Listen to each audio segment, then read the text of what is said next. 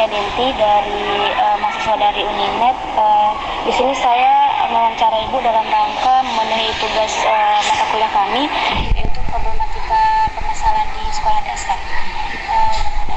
Sebelumnya saya berbicara dengan Ibu. Berlian. Okay. Jadi Ibu di sini guru kelas Kelas 5. kelas 5. Kita mulai langsung aja Bu pertanyaan. Oke, silakan. Jadi ada sekitar 10 pertanyaan Bu. Yang pertama ini mengenai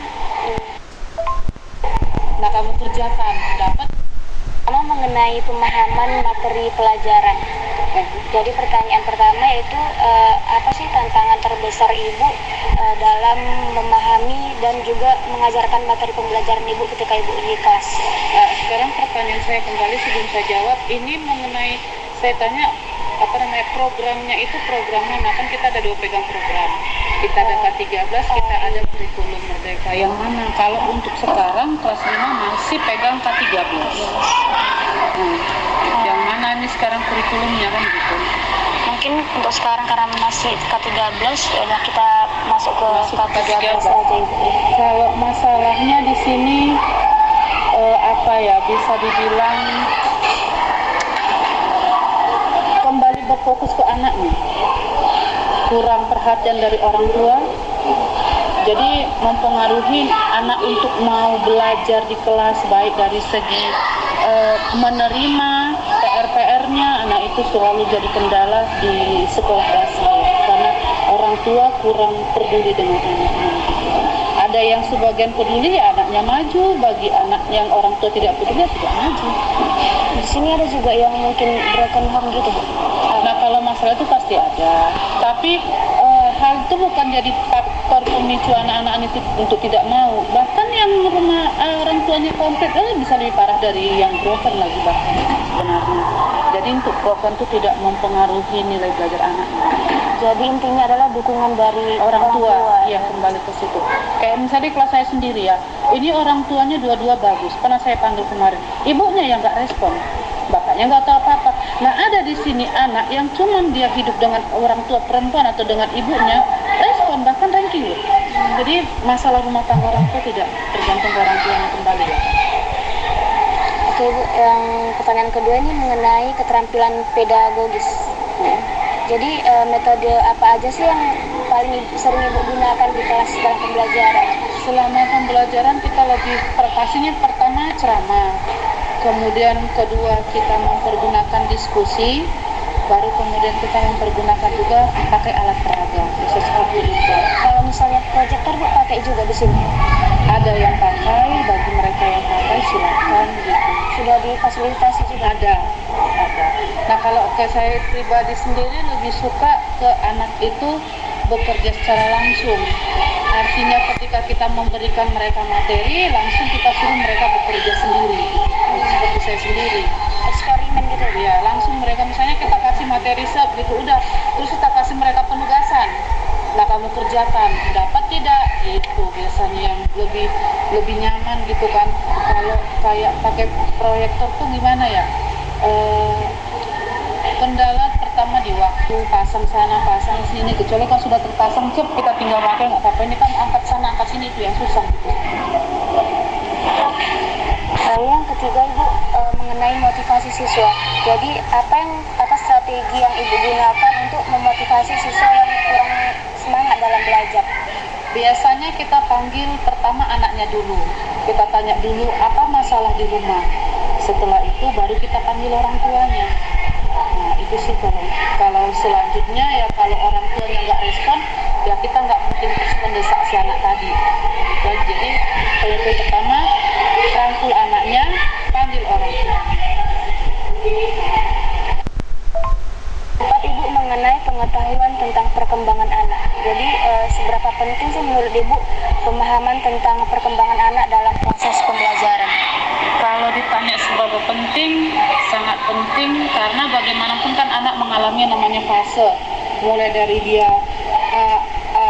dia memang berpikiran anak-anak, kemudian dia harus berpikir secara pemikiran anak remaja gitu. Nah, itu memang perlu sangat penting sekali kita tahu anak ini sebenarnya kenakalannya itu karena apa? Ketidakmampuan dia menerima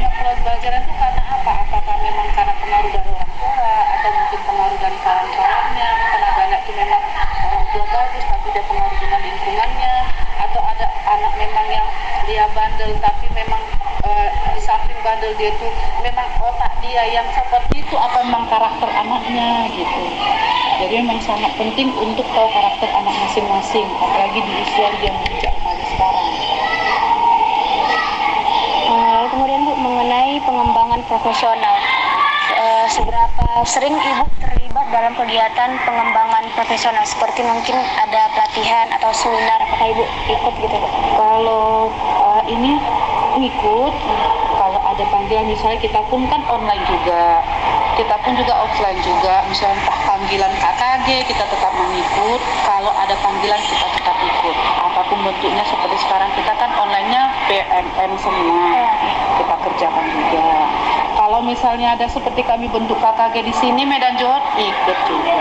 Berarti Ibu cukup aktif ya Bu dalam mengikuti kegiatan Kalau ini? ada panggilan tetap kita ikuti, insya Allah mudah-mudahan.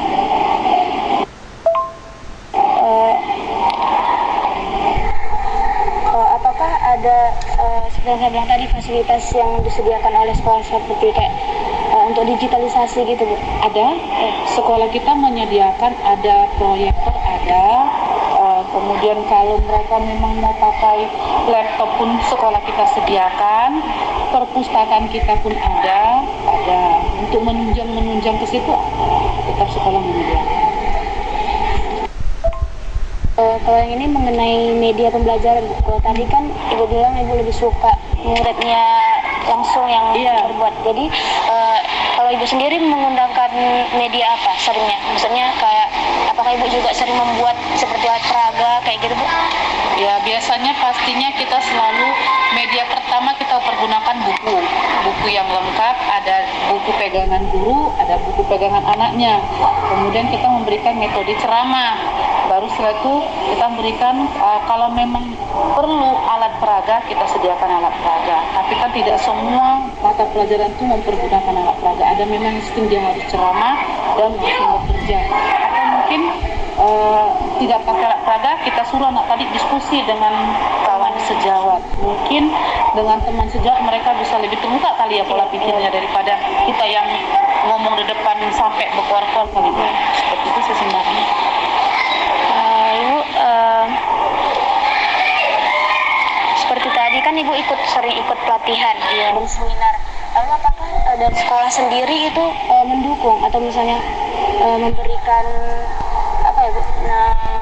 Mengembangkan profesionalitas yang berkelanjutan gitu seperti ya, kalau dari pihak sekolah apapun itu selagi masih berhubungan dengan pendidikan, insya Allah mudah-mudahan selalu didukung sama kepala sekolah. Apapun itu mau kita kemana tetap difasilitasi sama ibu. Lalu Bu, yang terakhir ini masih mengenai sumber daya yang tadi, gimana kalau misalkan sekolah ini tidak memadai alat-alat yang Ibu butuhkan misalkan, apakah bagaimana cara Ibu untuk mengatasi hal yang seperti itu? Biasanya kalau sekolah kurang memadai, biasanya kita cari alternatif lain. Mungkin kita bawa anak itu langsung terjun ke alamnya, contohnya mengenal tumbuhan yang mungkin nggak ada, kita bawa aja itu loh, suruh anak misalnya ambil rumput seperti ini bawa dari rumah, bunga kayak gini, nah kita praktekkan dengan cara kita menyuruh mereka menyiapkan sendiri dari rumah. Nah kalau seperti itu ya biasanya yang sudah saya tahu, kalau fasilitas kurang atau bagaimana biar langsung mereka praktik, kita suruh anaknya langsung mencari dari alam, biarkan mereka bekerja sendiri, baru kemudian kita bahas sama-sama di kelas itu. Nah itu udah pernah diterapkan? Pernah. Kita kan lihat juga kelasnya, kita lihat juga kemampuan anaknya, udah. Dan biasa kami seperti itu kalau misalnya mengenai bagian-bagian tumbuhan.